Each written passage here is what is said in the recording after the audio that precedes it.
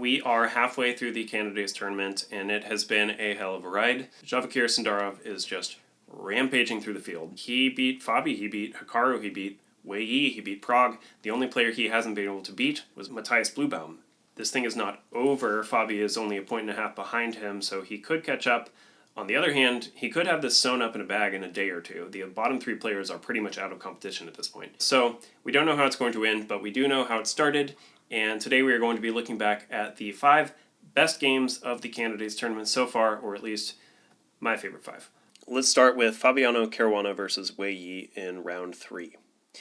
So this game, Wei Yi was my personal pick for my betting pool with my friends for this tournament. This game was a rough moment for me. It started out with the ready opening, and Wei Yi had some surprising prep here.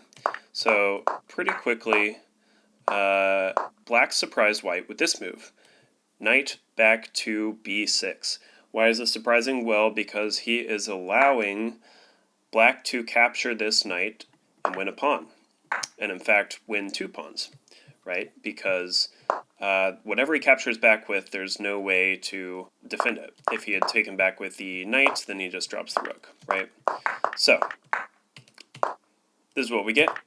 White wins 2 pawns, and then Black kicks away the white knight from the g5 square. If he goes back to h3, it will be captured by the bishop, so he has to go back to f3. And now we see the reason for this prep, this idea. Black kicks the white queen away first, goes to a5, threatening to win the a7 pawn, and then Black goes bishop to h3. And this position, you might look at it and say White has 2 pawns for nothing, but on the other hand, the White position is totally paralyzed. White cannot castle kingside, which is obviously what he wanted. He fianchetted his bishop and then traded it off, so this is a permanent weakness for him, this diagonal, and he can't push the b-pawn or the d-pawn without opening up his position, potentially, and so Black is pretty happy with this position if he can hang on to the advantage. White gives a check on b5. This was a long thing for Fabi, and I think is definitely the best move because it basically makes Black make a choice whether to retreat with the bishop to block it, which doesn't really do much. It kind of loses the only advantage you have. And if Black does go back, then I think the queen can go back here, and then this cannot go back without trading queens. So after this check, you could block with the queen, but then again, you're just trading off your queens, and you're relying on your pieces to make up for the pawns that you're down, right? So you want to have as many pieces as you can get in the attack. So the only other option is knight back, which is what Wei Yi played. Then Fabi went for another long think, and he went g1. And what this move basically does is threaten to trap the light-squared bishop on h3. So if Wei Yi is careless, maybe just castles or pushes a pawn or something, the follow-up move is probably going to be g4, trapping that bishop in. But this is exactly what Wei Yi does. He just castles. Did he mess up his prep? Did he forget about this line? Hard to say, but Fabi immediately punishes him. He goes g4. Wei Yi kicks the queen away off of this file. Queen goes back to b3. And then Wei Yi made this blunder, knight e5. What he needed to do was go knight to f6, hitting this pawn twice so that the bishop could take it and escape from its prison. White captures, and then Wei Yi captures back with the rook. And now the game is basically totally lost for Black. All that Fabi has to do is drop his knight back to d1, and there is just no way to defend this bishop. He's going to have to give it up for the pawn. So, yeah, Fabi dropped his knight back, and Wei Yi resigned in this position, which is pretty stunning. It's only 19 moves. I'm including this game just because it was such a shock. Wei Yi is usually way more solid, and yeah, just a crazy game early on in the tournament. Alright, number 4, Fabiano Caruana versus Matthias Bluebaum. So Fabi is trailing Javokhir Sindarov, and he really needs to play for a win, right? Especially against the low-rated players like Matthias Bluebaum. But Matthias is playing very solidly. He has tied all of his games so far. Nobody has beat him. I think he's the only person without a loss, besides Sindarov. So Fabi's going to have to get creative. So let's see how he does it. So we get a Petrov. And I think Fabi already, by going back to this c4 square, I believe is not the most common. I think back to f6 is the most common. So this is just already creating imbalance in the position, trying to create chances. And the game kind of develops. Kind of normally Fabi is immediately attacking though. See, he's trying to open up the king side. He castles to the queen side, so that's already more fighting. And here we have a position where basically both sides are putting pressure on. It's not like Matthias is just trying to defend. He is also trying to get an attack going on the queen side. And so Fabi has to balance his own attack with defending his position and deciding when he has time to go on the offensive versus when he needs to shore up his position. Pretty fine line to walk. Let's see what he does. So the next move, Matthias threatens the a2 square, and Fabi has to decide whether he should defend it or whether he has time to go on the attack. He decides to ignore it and pushes the h-pawn to h5. Matthias wants to keep the position close. He pushes his g-pawn forward. So Fabi captures with the pawn, and I think the idea is here that if black recaptures, white has the brilliant move to sack the knight, and if the queen takes, then white can just capture this pawn, and this rook is pinned here. And there's no, revealed check to win the queen or anything like that. So yeah, this would just be completely winning for white. So before he recaptures, black goes rook to f4, pushing the queen away, and then he recaptures. Now Fabi decides to step over and defend the b2 pawn because things are a little more open now. It might be a little more dangerous. And now Matthias brings his rook back to a4, getting it off of this diagonal with the bishop and threatening to take on a2. So what does Fabi do? Well, he exposes an attack on the queen by pushing this pawn forward. Queen goes back to a6, kind of pinning that pawn from capturing because the queen is undefended. And Fabi just takes this pawn with the knight now. So Matthias pushes the f-pawn, and Fabi tries to trade off these bishops here.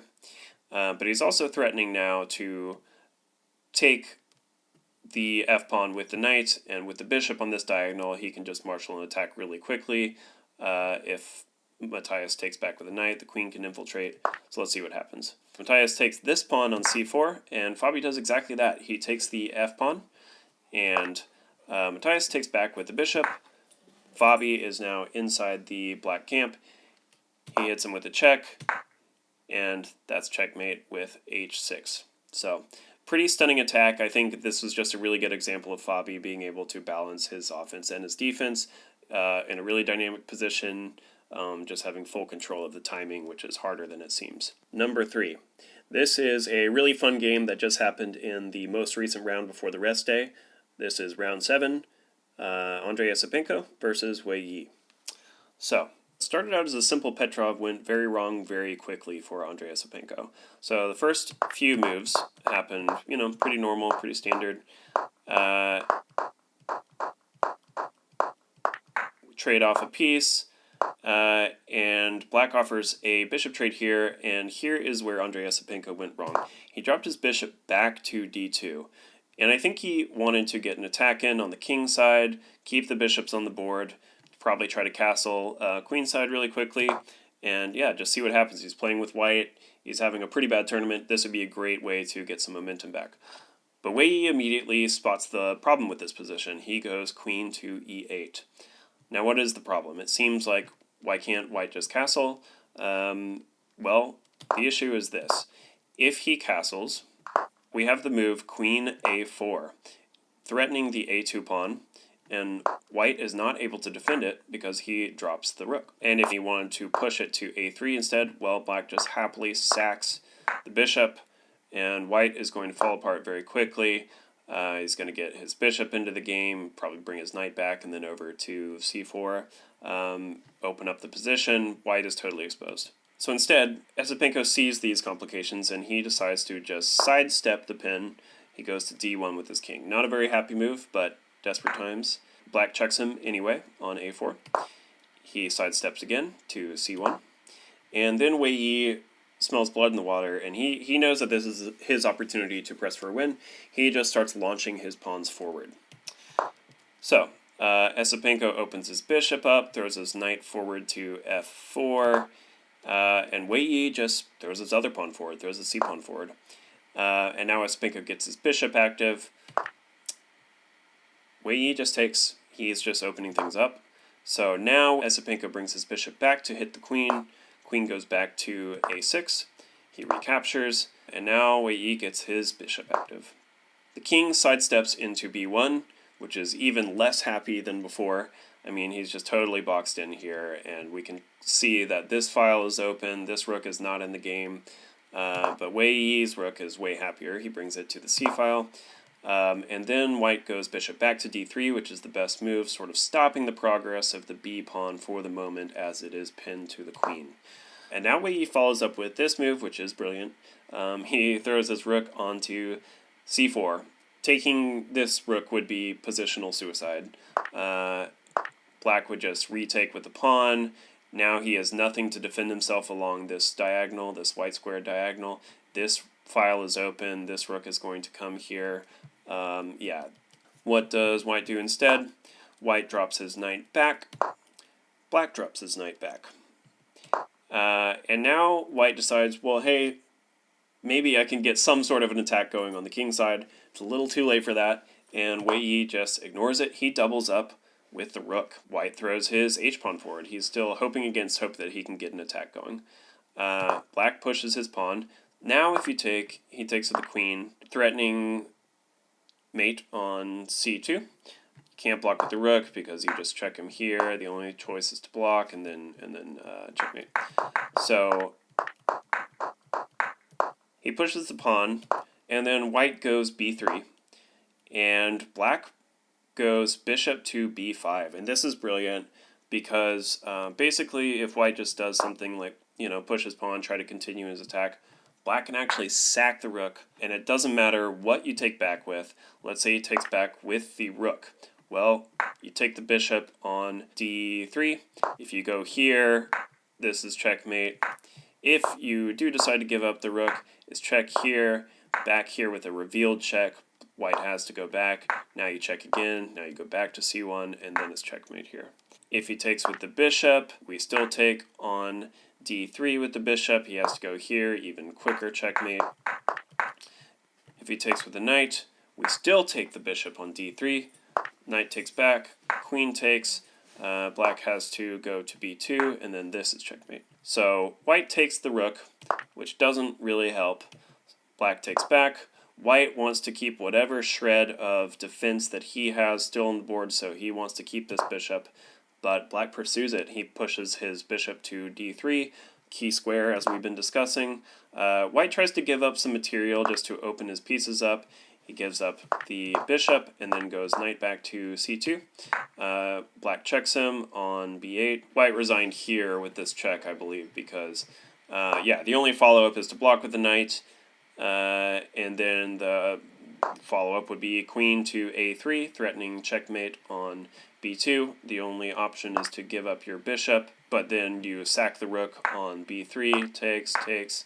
White has to go to c1. We get a bishop check on f4, and the only option is to give up your queen on one of these two squares, and it will be taken back with checkmate. So, pretty stunning attacking game by Wei Yi. He finally decided to show up to this tournament. Let's hope he's here to stay. Okay, I know you're watching this video and you're thinking, how are we 3 games into this ranking video and we haven't shown any Javokhir games at all? Well, the last 2 games are going to be a Javokhir Power Hour, so you're welcome. This game is from round 1. This is versus Andrey Esipenko. This is the game where Javokhir put the chess world on notice that he was not here to play. I mean, it is a game. He's literally here to play, but he's going to play in a way that makes his playmates very sad. It starts with a queen's gambit. Declined. And it does develop sort of into an interesting middle game where both players have good chances, I would say. This was sort of the first interesting moment for me because Javokhir could take back with the bishop, keep his solid pawn structure, or he could take back with the pawn, which is what he does. Now this looks interesting because he is left with a weak pawn on d4, and Esipenko is going to try to punish him for that. Now he could give up this knight for the bishop, and probably we would take back with a pawn and straighten things out. But yeah, let's see what happens. So Sindarov puts his rook on the open file now that he's created it. And we see Esipenko does the same, and now we see Javokhir launches his pawn to h4. So he is going for an attack here. He wants to play for a win from the very beginning of this tournament. We get h6, we get g3, and now Javokhir wants to walk his king up and support this knight. And now Esipenko is looking at this queen and this knight and thinking, well, if I can pin this knight here, it's going to be a little annoying. He sees the white squared weaknesses, so let's see him try to punish it. Javokhir doesn't want to be pinned. He also wants to get his queen more active. He pushes his queen to d2. And before making this bishop move that we talked about, Esipenko hits him with the black bishop and forces him, either onto c1, which is kind of like a, that's kind of a nothing square, not a lot of future there, blocks the rook, or he can go onto this white diagonal. So this seems like it went pretty well for Esipenko. This is already feeling a little bit uncomfortable for Javokhir, I would say. Now Javokhir wants to open up the queen side, get his rook involved, hopefully get it onto one of the 5th, the 6th, or 7th ranks at some point. He pushes his pawn forward to a4. Javokhir drops back with the bishop, and white takes. Black takes back, and now Javokhir drops his knight back to d1. And I think here what Esipenko saw was that this pawn is weak. It's only defended by the knight and the bishop, and if you can get rid of the knight, with this bishop on d1, it's kind of hard to defend it adequately. So he takes the knight, queen takes back, and now he threatens that pawn, right? It's only defended by 2 pieces. The queen can't help defend. The rook can't come here or here. But Javokhir has succeeded in what he wanted to do, which was get his rook active and get it onto the 6th or 7th rank. So Javokhir brings his rook to a6, hitting the bishop, and Esipenko just captures the pawn just like he had planned to anyway. And I guess he was thinking that white probably just has to capture the knight back, and will trade off a bunch of pieces, and he likes his chances in the endgame. But Javokhir doesn't want to trade. He goes queen to h5, and he's threatening to infiltrate the white position, if he is allowed, which looks a little dangerous. So, looking at this, Esipenko sacks the rook for this monster bishop. I mean, it's just too strong, and white takes back with the rook correctly, keeping pressure on the e8 square. And now Esipenko makes this queen to c6 move to protect the bishop, which is being attacked, stop the queen from infiltrating, and we'll see ultimately he is kind of looking to get a battery going against the f2 pawn. So at this point, Javokhir takes back with the pawn, and this is kind of interesting. He could have taken back with either pawn. This one would have fallen with a revealed check, but I guess he didn't want to do that. So he takes with the b pawn, and that is a mistake because that gives Javokhir time to hit the queen with this bishop move, which kind of forces him off of this row. So he goes queen to c5, and now he's threatening, move the knight somewhere, hit the f2 pawn. That looks pretty strong, right? Well, the fox is in the henhouse now. He is threatening to take the bishop on b6, so Esipenko drops it back to a7. And now Javokhir drops the hammer. He goes rook to e8. And now if, Esipenko tries to get this attack off, I don't know, moves the knight over here. The problem is that this queen is overloaded protecting the bishop and the rook. So white can just take the bishop, threaten checkmate here. If the queen takes, then the rook can take with check. And if we go back here, this is checkmate. So black takes. We get queen takes with check. We get a check back on g6. King goes back. And now Javokhir brings his bishop to d7. And if he can get rid of the knight, he's threatening a mating sequence with the bishop and the queen. So then we get a check. We kind of repeat this once. Black starts to try to push his c-pawn, but it's just not in time, because the next move, a brilliant move by Javokhir, he brings his rook to e6, sacrificing it, and if you take it, this is a check here. You can go to f8 and get checkmated immediately, or you can go to h8, you get checked, you get checked again, you go back, you go here, revealing a check, go back, get checked, and that's checkmate. So, yeah, just a brilliant game. We see, even though Esipenko has all this pressure on the f2 pawn, he's just never in time to get the attack off. So, yeah, just a great game from Javokhir, showing how in complete control he is of the position. Have you ever played one of those games where you're fighting for your life with every move and you don't even really know how it got to this point? Just all these little currents that are pushing you this way and that way, and all of a sudden you're in the middle of a raging river that's about to go over a waterfall? Well, Pragg has, and he felt that in round 3 of this tournament against none other than Javokhir Sindarov. This is our #1 game, Pragg versus Sindarov. Let's take a look. So, in the candidates video, I talked about Javokhir's killer instinct of when to sacrifice material for the sake of just taking complete command over the opponent's position, and in this game we're going to see exactly that. So we have the Queen's Gambit declined, 3 knights variation.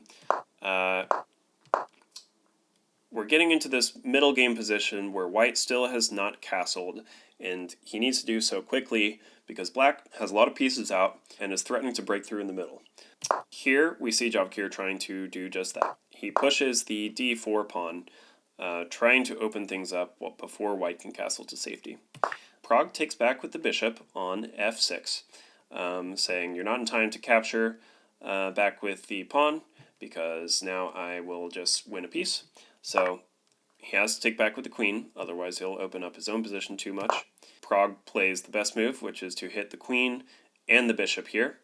But the problem with this is it does allow Black to pin this knight against the queen. So White is not able to capture the bishop. He's even more stuck in the middle position than he was a second ago. And now here at this position, I think I personally would have gone d3 to unpin from the queen and prepare to castle. What Pragg decided to do was to try to push the bishop back to a more neutral square and then get the bishop out and then castle. But the problem is Javokhir does not have to go back. He decides to take with the knight. He sacks the knight for 2 pawns, hitting the king with check, and there's just not a good way to block it. You can't go back with this knight because the queen falls. If you go back with this knight, the engine doesn't like it at all. It says that we're going to trade off these pawns. King is still in the middle. Take this. Then you have to take back with the king. Then we check with the rook. King goes here. And then we open up the position fully for the white bishop to enter the game. So, yeah, Pragg doesn't like that. And he decides to just go king d1. So he's going to try to hope to get some sort of manual castle or just, stabilize the position however he can. Black trades off this pawn, opening the file for his rook to join the attack. And now Pragg says, I'm going to get my bishop out, block this file, and then I'll take back. So the queen goes back, threatening to hit the g2 pawn now. So there's 2 ways you could deal with that. You could drop back with the knight to block it this way and put some pressure on the queen. Or you could do what Pragg did, which was to take the pawn back, defend along the horizontal with the queen.